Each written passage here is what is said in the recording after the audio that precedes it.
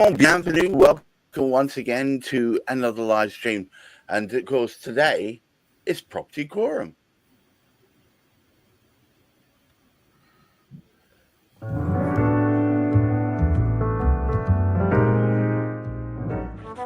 Now, the keener eyed amongst you noticed we're a couple of people short, stuck in traffic, I believe, but that is the way of the modern way. Get stuck in traffic, end up committing most of your business in the taxi. Anyway, today we have, of course, Juliet Babuel of Gunner Cook and Hamish McClay of Search Convey. And we discuss all things to do with property with respect to trying to highlight areas that perhaps normally aren't talked about. Today's topic is buy, improve, extend, why renovators are facing pushbacks. And of course, to start us off, as ever, Hamish. Well, whilst Chris is stuck there in traffic, it's not the only thing he gets sort of stuck in these days. There's an awful lot goes on within the property arena that doesn't exactly sort of help us through things. And I think itself, the property sector goes through various trends. It's not particularly cyclical in the sense that you could say, well, it's going to happen this year, or it's going to happen in 2 years' time, such and such a thing will happen. Certain things happen. And we go through periods, of course, when all of a sudden it becomes popular. We aren't going to move. What we're going to do is improve. We're going to expand the property. We're going to do this with it. We're going to do that with it. So buyers come into the market, don't get right. What we want is a property we can do up ourselves. Now, that's all very well if they can do it up the way they want to do it up. But sometimes people will move into a property and not actually buy what they particularly sort of want because they haven't looked into what they can do with the property. There are limitations in what can happen. And that can then slow down their particular transaction, because it can actually slow the transaction down initially because they don't know the full details of it. But ultimately, what can it actually do, it can slow down their getting into the property because they're stalled on planning permission. They're stalled on something or other to do that whole sort of process. But there are various things now. And of course, volume, the way it's handled, there's so many things now that prevent that particular sort of smooth flow. So lots and lots of things are preventing that easy move at the moment. And of course, there's nothing worse, particularly from Juliet's perspective, if she's trying to help that. So she's sorted out all the risks, absolutely sort of fine. And then all of a sudden the client tells her, oh, and by the way, we want to do such and such a thing. Is it last minute changes that are the bane of your life, Juliet? Well, it's one of those things where the first conversation I have with clients is decide what you want to do with the property. Because if they're restrictive covenants, and that's the key thing here in terms of legal restrictions of not being able to do what you want to do. And, you know, there are ways around it. So often you can get that particular covenant released or varied. But what it means is that it's going to involve some money. And if you haven't got the budget for it, then that's often why, there is pushback, because not only do you have to have the budget for the works to be done, but there you are negotiating with the beneficiary of a restrictive covenant for the variation of that covenant or for the release of the covenant, so to speak. And so if I often say to people, look, if you've got a bank that's lent you money, so you've got a lender that's got interest in that property, you've also got to get the lender's consent to change up the property if you haven't done that beforehand. So it's easy prior to buying the property if you notify the lender and say to the lender, look, lender, this is what I'd like to do. Can I have your official consent? So that you don't face one, delay afterwards, because it's going to have to go to the right department for you to get that consent. And two, the cost of it, because the lender might charge you to get that consent.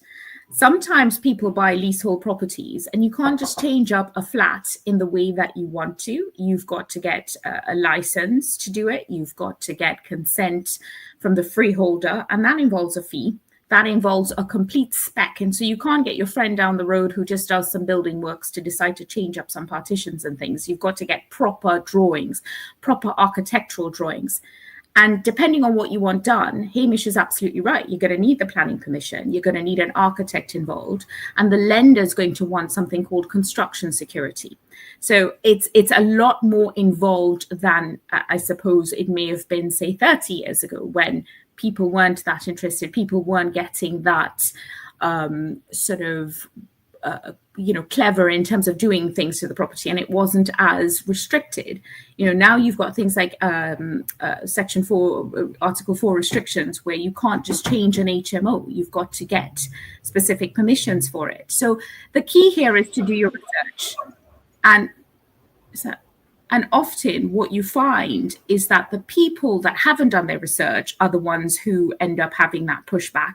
And it's either going to be pushback before you start the works, or after you've done the works, you're going to get your wrist slapped because you haven't done your homework and complied with the regulations. I've got two things to throw back at you. I read the other day that NIMBYism is on the rise, and therefore it's perhaps harder and harder for people to make renovations, change, upgrade their homes purely because of pushback from local sources. And on the other thing, it's just the sustainability and the green agenda. Environmental rules are affecting renovations, are they not? Juliet, sorry. Yeah, absolutely. It's affecting the quality of materials that you're supposed to use. Asbestos is a big thing. And so that's something, even when you're looking at getting rid of the asbestos, you've got to have a proper plan in place, a course of action in place to actually deal with the disposal of the asbestos. You can't just take it and dispose it as you would other things. So yeah, absolutely. I mean, those are factors, even changes to the environment, where you've got to think, okay, do I live near a floodplain, and does my extension need to be done specifically to deal with any future flooding problems or any future climate changes in the area that I live in, and not just at present where you're living in that property. You need to think long term. If you were to sell that property and dispose of it, is it marketable? Is a potential buyer coming in? Are they going to get a mortgage? Are they going to get a high street mortgage on this? Or are you limited to cash buyers, for example, because you haven't really done your homework?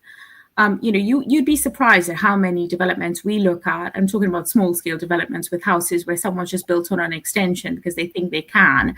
The lender then picks up on it and asks for all the planning, and they haven't got the planning. Now, there's certain things called indemnities that you could get, but there's certain conditions that you have to satisfy. So you can't always rely on an indemnity. And the problem with the indemnity is that you don't really know if it's worth the paper that it's on. So you'll only know if you've got to make a claim on it.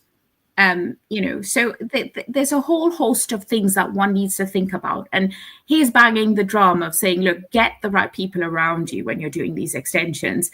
Even someone like a broker who's able to help you budget and plan, because the last thing you want is you discover some sort of issue and you haven't got a backup plan, or you haven't got backup funding to fund that work. So, we had a guest on the show who mentioned, if you're buying a property in a neighborhood, get to know the people in the neighborhood, because they're the ones who make the objections to your planning application. Yes. And that's really important, as you've rightly said, because, if someone starts objecting, especially if there's a restrictive covenant on the register and your neighbors, you start off on the wrong foot, then even if you get over that hurdle, the question is, do you really want to live on a street where you're not getting along with your neighbors? So something as sort of trivial as getting to know the people that you're living among is quite important. Well, let me carry on addressing that. Hamish, I've got a question for you. Are neighbours generally protecting the character of their area, or are they just protecting their own views and property values? It can actually vary. Like most things relative to property, there is rarely a simple and straightforward answer.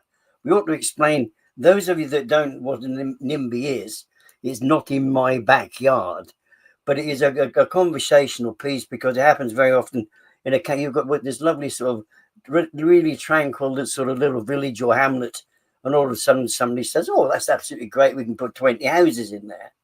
Now, is that the right place to put those 20 houses? It doesn't have the infrastructure to start off with. They've got tiny little roads sort of going in there. There's so many things where you think, well, actually, that isn't quite right. Yet within the current sort of regime, it's very easy to get some planning on that. But the other thing is, which again makes life very complicated, these days, you don't need to give as much official notice. When we go back a few years now, I don't know, that Juliet would probably remember, if you wanted to do change something within your property and it was going to affect outward appearance, you needed to let local people know. And notice was passed to them. All you got to do now is stick it in a paper, some obscure paper sort of somewhere, and the job's done. You don't need to tell them directly. So people sometimes find indirectly, and you think, whoopee, whoopee, I'm on my way, I'm about to get my place. And all of a sudden, the neighbours find out about it. Of course, one neighbour tells another, then all of a sudden, you've got these things coming in when something should have been plain sailing. It's not just going through the planning as easy as it sort of might have been. And then there's these other situations. And of course, Juliet will absolutely detest these to bits because it was somebody who was sort of saying, hey, look, I'm a cash buyer. I'm going to buy this anyway because it's fantastic. And one of our colleagues who we see from time to time, Silas J. Lees, we see from time to time, let me know of a couple of weeks ago, just somebody, this particular couple, they bought this farmhouse of their dreams. Yes. With cash, only to find out that it had been built inappropriately. They couldn't get planning permission to do anything. They couldn't get anything retrospectively. So they had all of their monies that they'd actually put into this farmhouse to pay cash. They couldn't live in it. They couldn't do anything with it, and they couldn't sell it either. So it's scary things like this where people will jump before they look what they're jumping into. And it's all very well saying jump, have faith, but sometimes that pit is a bottomless one. If it's only a few feet down, that's absolutely fine. But you do need to check things out.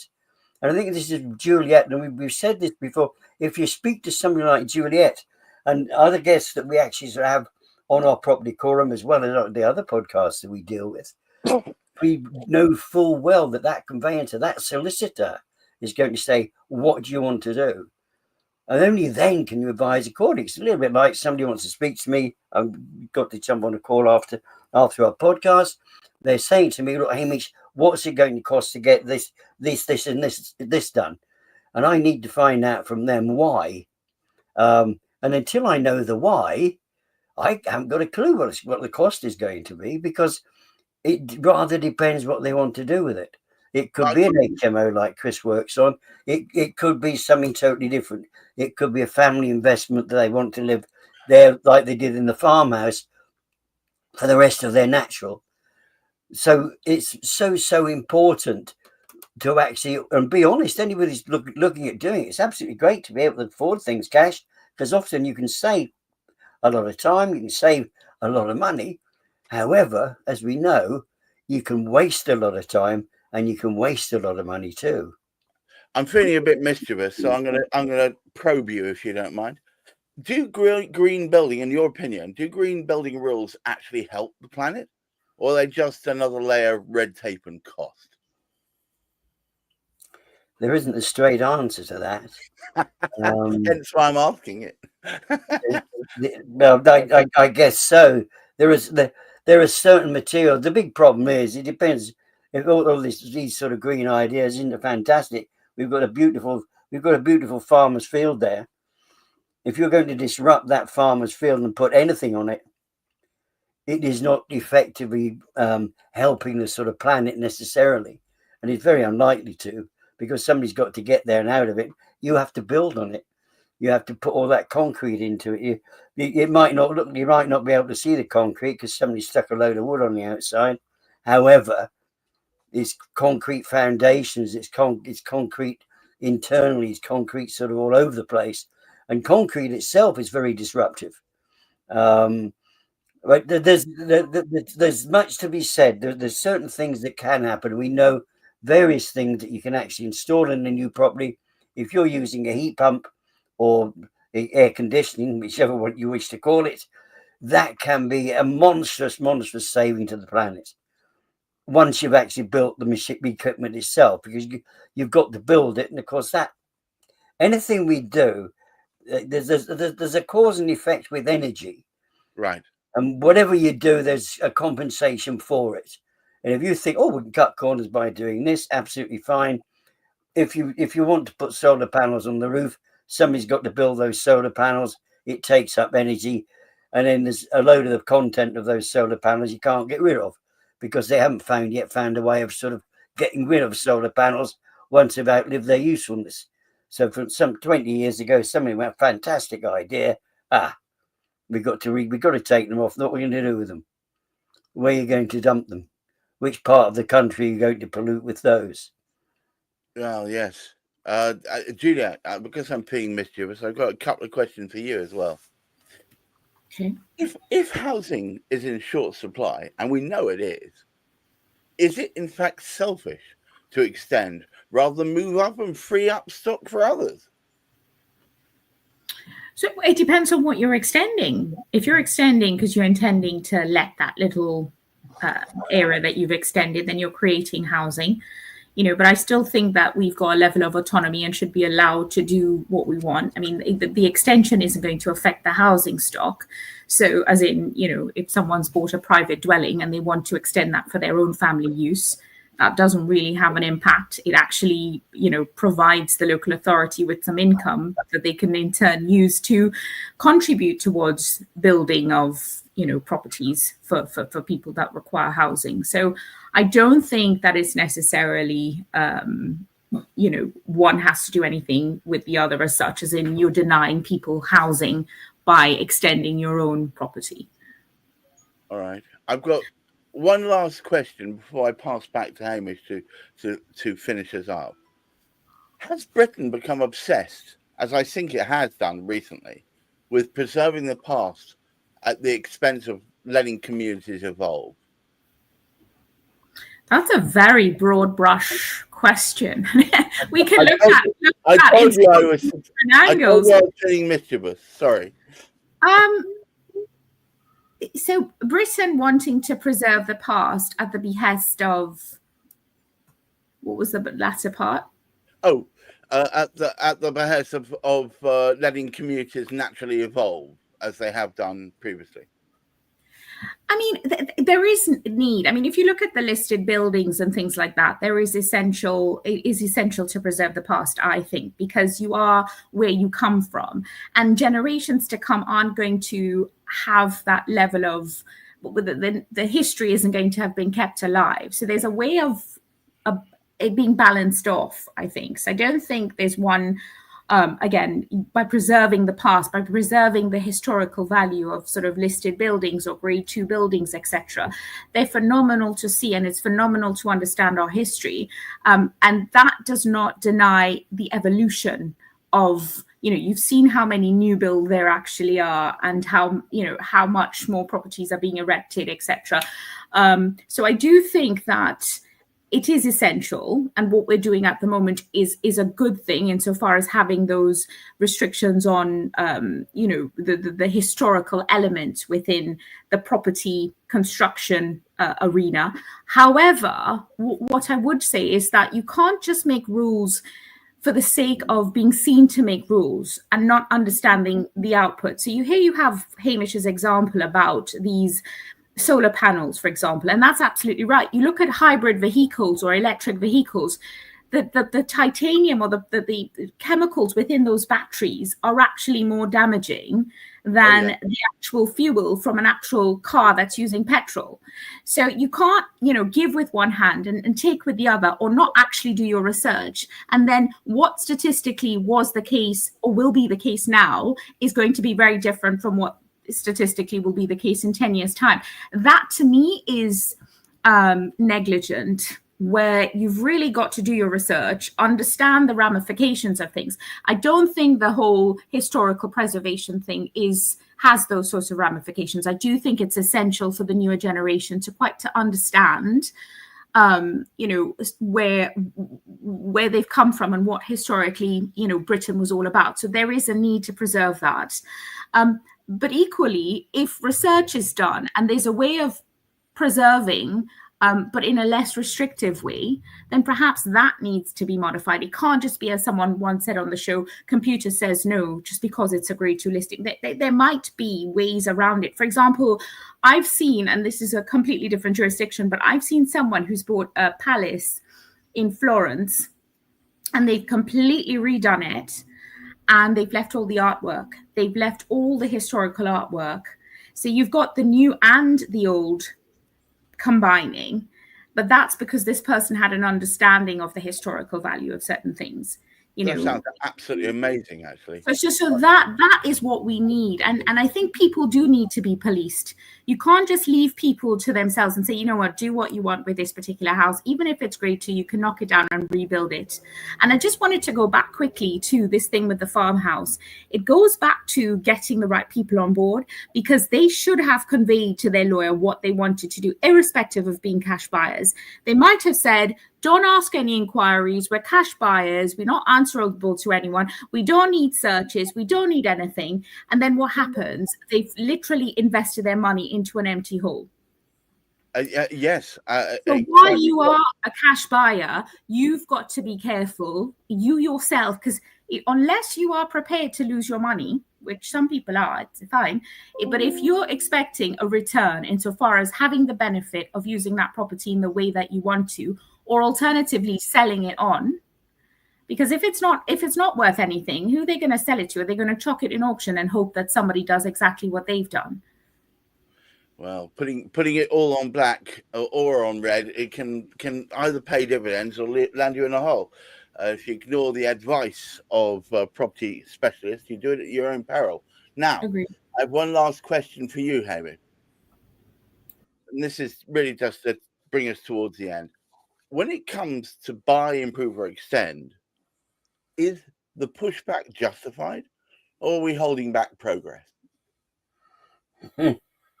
You ask these questions that don't have a straightforward answer. I would never do a thing like that, Hamish. We do have some very absurd situations. And I mean, Juliet will know it because she's involved. She's working with clients who are trying to actually sort of move through. And in some instances, timing is very, very important to them. We need to get into a property for the start of a new term. We need to get this development started because we know it's going to take 18 months to complete. And basically the money's going to run out after sort of 20 months. So we don't complete in 18 months. So there's all these things sort of come into it that sort of make life sort of very, very difficult. So when you sort of look at the question, some things do come up. And unfortunately, there are aspects, and you mentioned this historical thing. If you start digging, you're actually putting foundations down to put an extension on the property, and you find a dinosaur's footprint. Oh dear. Oh dear.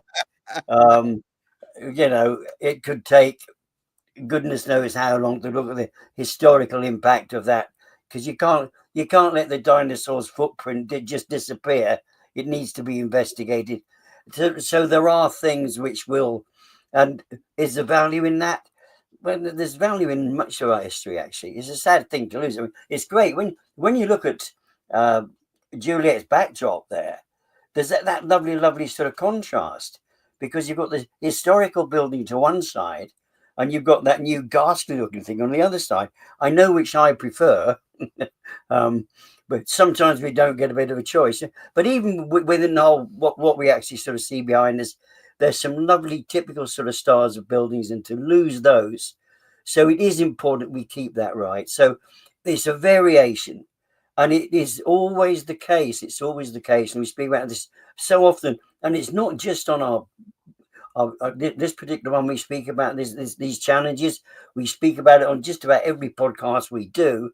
There are things that can turn up that you just haven't envisaged going to happen.